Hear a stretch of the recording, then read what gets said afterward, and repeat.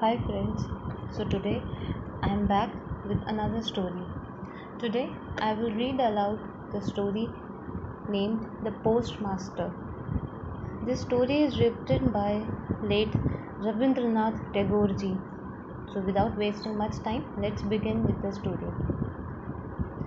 The postmaster office was located in the village of Ulapur. It was a quaint village. There was an indigo plantation nearby, and so the manager, an Englishman goaded with by the need for communication, had arranged for the setting up of a post office. The postmaster was a young man from Calcutta, stationed here away from the known limits of civilization. He often felt like a fish out of water. His house was a thatched hut with failing light, and a little across the horizon was a wild pond surrounded by the woods. The plantation workers seemed to have their own community. Social miscegenation between two different classes of people seemed all but impossible. In truth, the boy from the city wasn't good at mixing with people. Uprooted and exiled to a foreign land, his feelings oscillated between arrogance and shame.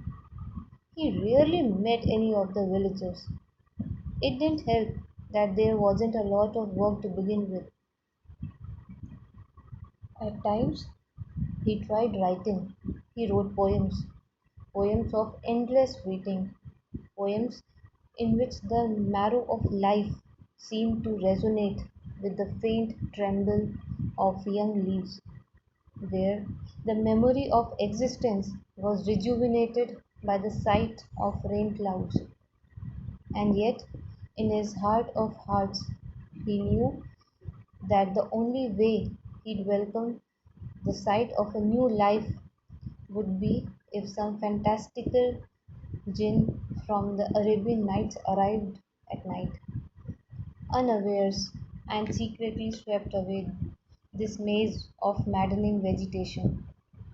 He longed for the security of metalled roads, of tall houses which blocked the sight of clouds in the open sky. The city was spreading its tentacles, calling him back. The postmaster's salary was meager. He had to cook his own meals, and his housework was under the care of an orphan girl called Ratan. Ratan was 13 years old and called him Dada Babu. Her marital prospects seemed bleak. Evenings would arrive with plumes of smoke rising from the cowshed. Crickets would start chirping, and the songs of minstrels would hang in the air like an intoxicant. The evening would be as still as the cadence of lost poetry. The silence all around would shake the fault lines of the heart. And as all of this would take place, the postmaster would light his lamp. The flame would splutter as he'd call out, Ratan! Ratan would be waiting for his call, but on its arrival, she'd rush into the room, feigning with surprise.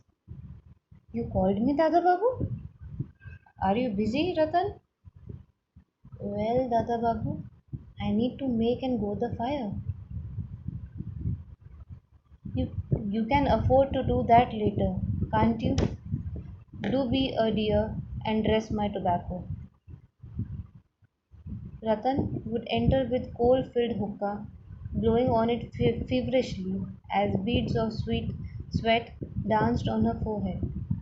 The postmaster would snatch it from her hands and ask quite suddenly, Ratan, do you remember your mother? Memories would flow back in, memories of yore, fragmented, fractured, half remembered, half forgotten. Her father, she remembered, loved her more than her mother. She remembered his smile clearly, the smile he'd carry home when he returned every evening. His face would return to her like a revenant, and the little girl, still lost in thought, would proceed to sit on the floor by the postmaster's feet. Looking at the young man, she'd remember how she had a brother once. She'd remember the past like it was only yesterday. How they would play at the old pond using a branch as a fishing pole. She'd find herself remembering bits of insignificant things. The larger tragedies of life were murky, blurry. Their conversations would often run till late at night. As the evening would mix into the night, the postmaster, overcome by a sudden lassitude, which would decide to forego cooking dinner. Then they'd heat up the leftovers from the afternoon and have their fill. There were days of magnetic nostalgia. Sitting on the wooden plank by the hut, the postmaster would find himself remembering his own history. His mind would spin outward, centrifugally, as he'd think of his little brother, his sister, of everyone he'd left behind. Everything he felt had already been written somewhere within. He knew what to say, and yet he never shared any of it with the people around. Instead, he'd share his stories with this little girl. It seemed to fit somehow. In time, Ratan began referring to the characters in the postmaster's story by their relational names: Ma, the brother, the sisters. Personal history became mutual memory. She'd visited all of them in her dreams, painted their faces on the canvas of her imagination. One cloudless afternoon, a soft breeze wafted towards the old hut. The grass seemed to be soaked in sunlight, and a fragrance beckoned from the dense undergrowth. The warm breath of the tired earth was swimming in the skin, and it seemed as if a stubborn bird, exiled homeward, was singing its song of disquiet at the gates of creation. The postmaster had nothing to do. The very sight of dewy leaves, coupled with the castles of grey in the midday sky, seemed to fill him with a sense of sublime. The sublimity was the tension of opposites. He was infinite, engulfed by a gaping emptiness. If only, if only he had someone to share this with. Just like that, all of nature was echoing his abyssal vacancy. My heart is in free fall. Won't anyone catch it? This was the song of the migratory bird. This was the whisper of the shimmering leaves. But then again, who'd believe, who'd even know that such thoughts occurred to a poorly paid postmaster in a village? The postmaster sighed. Ratan, he called out. The little girl had been playing under the guava trees. Hearing her master's call, she rushed into his room. You called me, Dada Babu? I want to teach you how to read. And so began their voyage on the steady sea of intonations, consonants, vowels, and pronunciation. Soon Ratan could read simple words. Monsoon was a metaphor of melancholy. The rain was continuous. All the ponds and drains were spilling over. The sounds of incessant downpour drowned the voice of the village. Traffic had come to a standstill. Boats had become amphibious, climbing onto the land. You had to navigate unsteady waters to reach the bazaar. One such afternoon, the sky turned menacingly dark. The little student had been waiting outside for a long while for her scheduled call, but when it didn't arrive, she mustered up her courage and walked into the postmaster's room. Her master was laying on his cot under a pile of blankets. Believing that she was, in fact, intruding upon his hour of leisure, Ratan slowly tiptoed out of the room. As she reached the threshold, a familiar voice pulled her back.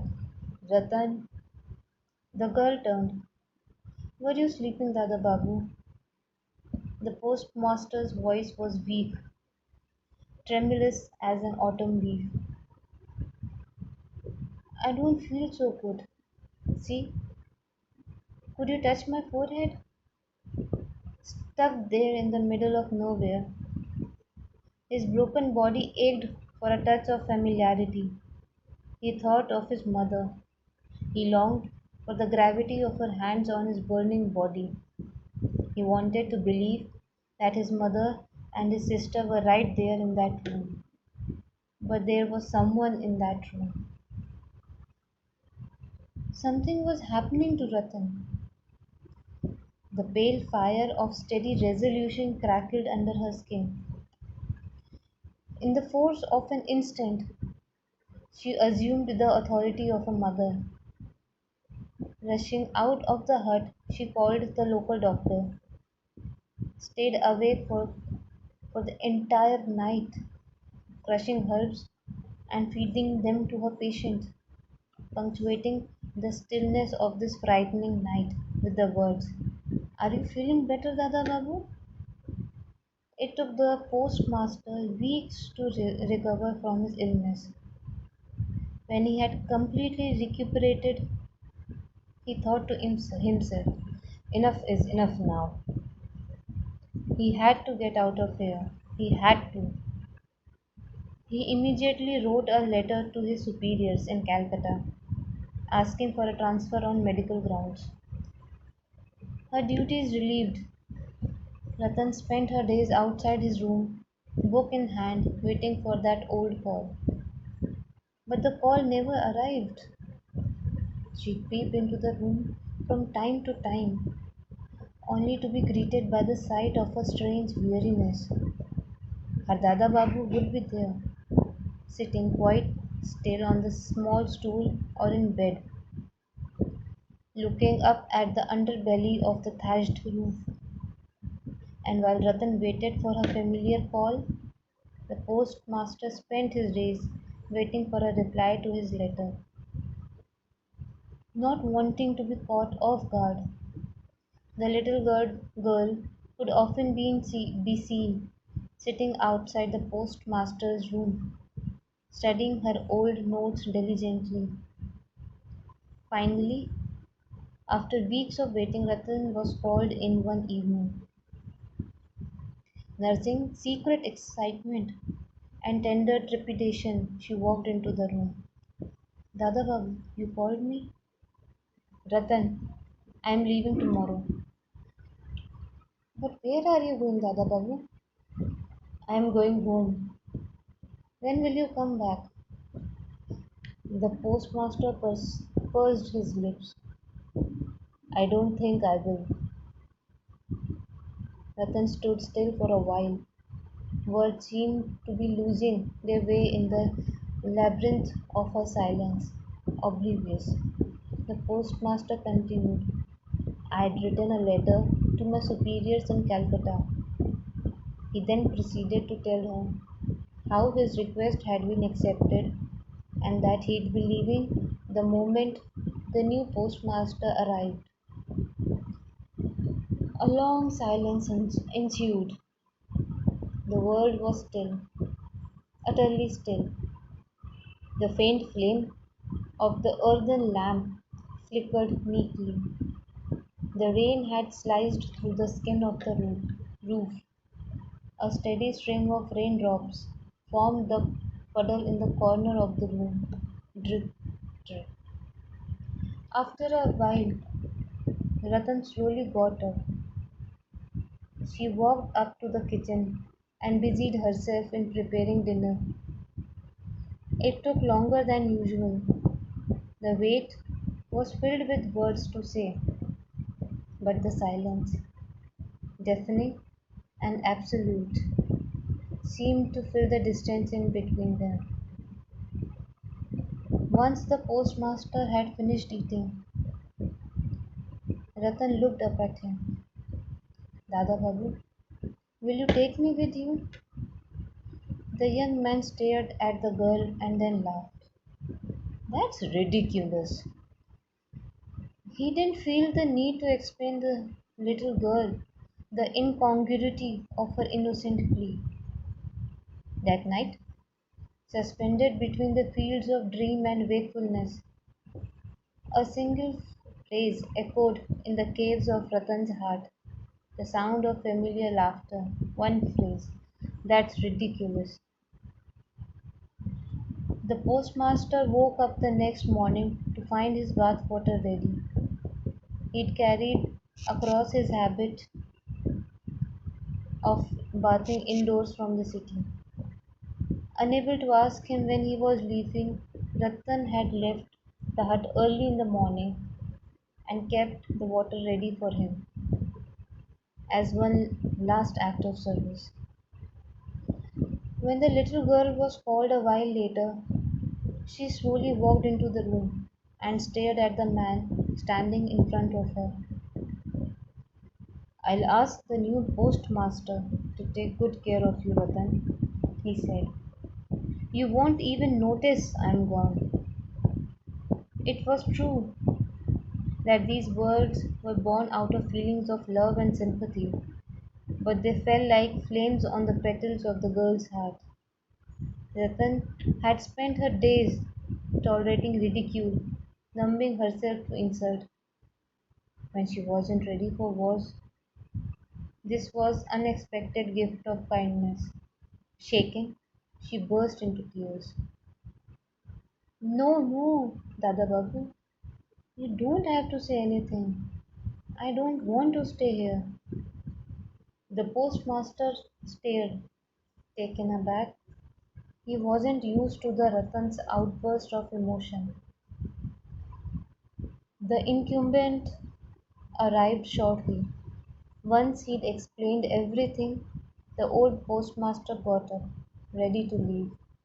Reaching the maw of the open door, he turned to Ratan. Listen, Ratan, I never thanked you for everything you did. Now that I'm leaving, I want to give you something. Keep this. It'll make your ends meet for some time at least. The postmaster handed her a pouch. Peering inside, Ratan found that it contained all of her master's earnings. Stunned, the little girl fell onto the floor, clutching the postmaster's feet. Dada Babu, she stuttered, I beg of you, you don't have to give me anything. Please, please, I don't want your kindness. No one, no one has to take charge of me. And she ran out, vanishing into the mist enveloping the hut. Sighing, the postmaster gathered his things. He slung a carpenter bag across his waist, picked up his bags, and walked to the river bank where a boat was waiting for him. When the boat finally slid into the current, the rain kissed river trembled like an ocean of endless longing. It was then that the postmaster felt the sudden weight of crushing grief that his heart was gravitating with, swimming against the current towards a familiar face, that little girl's face, that face filled with words left unspoken. I should turn back, he thought to himself. Let me take her with me, she. who has always been neglected, she who has never been welcomed. But by then the wind had begun pushing the sails. The monsoon river was churning its waters. The village lay far behind, and a graveyard could be seen at a distance. But Ratan's little heart harbored no such philosophy. She had been circling the old hut cradled in the river of her own tears. Perhaps she nursed a tender hope that her Dada Babu would return one day. Anchored by its root, she refused to move away from the debris of her own heartbreak. Oh, heart, how irrational, how human. Denying the erroneous, we turn a blind eye to the dictates of reason. Courting disbelief, we go on, clinging to false hope with unending might.